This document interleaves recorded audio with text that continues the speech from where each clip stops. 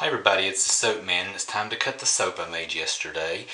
This is the spin swirl. If you didn't watch the video, the spin swirl, where you pour a thin trace and then you twist and stop your tray so it gets a nice spin in it. And then I put it in the oven, which is cold process, oven process. So you sort of get the benefits of cold process as well as the benefits of hot process with a really hot gel that cooks your soap faster. The top is just a little bit dull, but it still looks really nice. I had a lot of soda ash that I did wash off already. You can see a big mark there. I had a big air bubble there. But I went ahead and pre-scored it, so you're going to see it with me the first time. It's not been quite 24 hours. It is slightly soft, not terribly, but slightly soft. Technically, this should be ready to use, although I'm not going to because it's going to be soft still. But that's one of the benefits of the cold process, oven process. Basically, putting your cold process in the oven and keeping it at a hot gel phase. So, let's see. You're going to see it with me for the first time. And the scent really stayed well, even with the hot gel phase and the high pH. The scent really stuck well with this.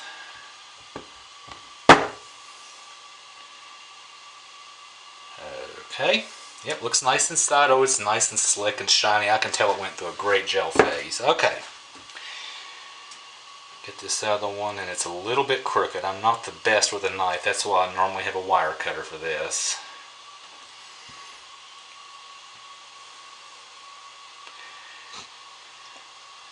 Now, I will let this go through a curing time before I give it out, but I'm actually, when I get these cut, going to test it and see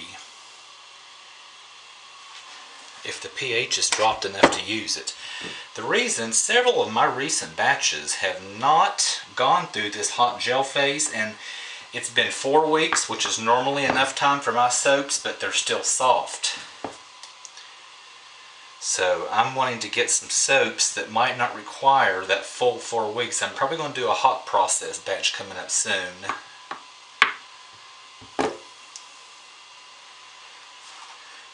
Yeah, these are looking nice inside. I'll show you in just a minute because I'm actually going to turn these on the side and cut them. A normal recipe for me is 40 ounces of oil. And I usually get anywhere between 20 and 25 bars using that, cutting it thin because I give it away and I want to be able to give it to as many people as possible. This is 40 ounces of oil, and cutting it like this I'm only going to get 9 bars. So I'm going to turn them on the side, which actually will cut into them as well and get the really nice swirl inside. And I can tell they're looking nice. I'm really pleased with it so far. And then one of the smaller ones I'm going to keep for myself. I am going to do a test on it to see if the pH is dropped enough that technically it could be used. Alright, here we go. Now let's get these on the side. That's a pretty small one, so I'm going to keep one of those for me. That's the one I'm going to test. Get them on the side. Alright, here's one of the bigger ones. Let's cut it first, cut into it.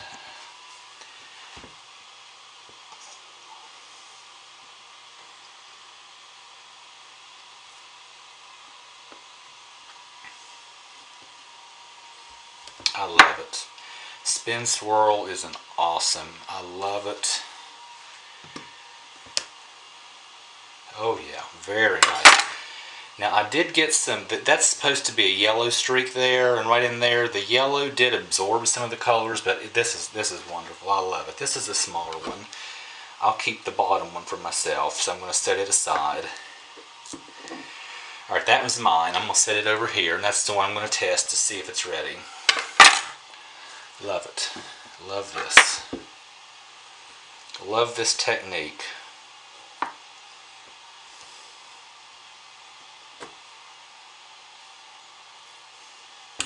Oh, it looks so nice. Wonderful. And it smells good. I love that apple sage because it really is a very, very durable fragrance.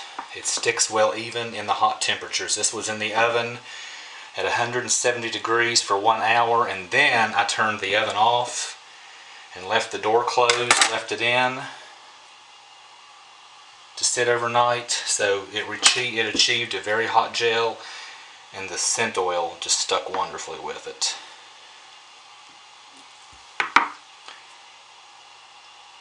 This is really nice. Very happy with this.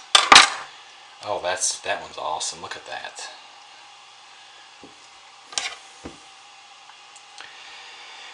And the people who get this are going to love it. They always do, and that just makes me feel good. So that's what makes this a good hobby that I enjoy. Seeing other people enjoy it.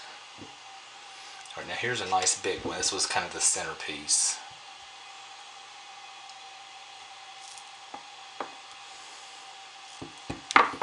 Oh, beautiful.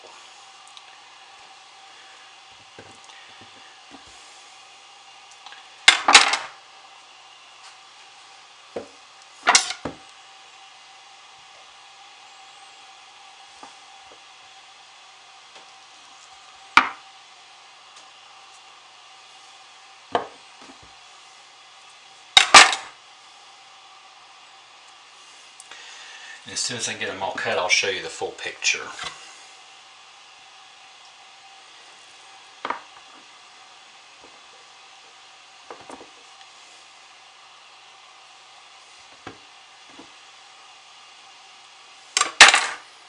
Fantastic. Alright, here's my little piece up there. Alright, now the true test. Does this do a tongue zap?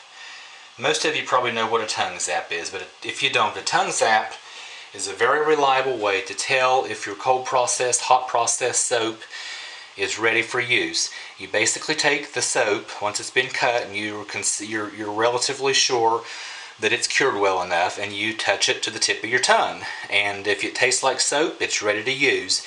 If it gives you a little bit of zap, it needs to cure.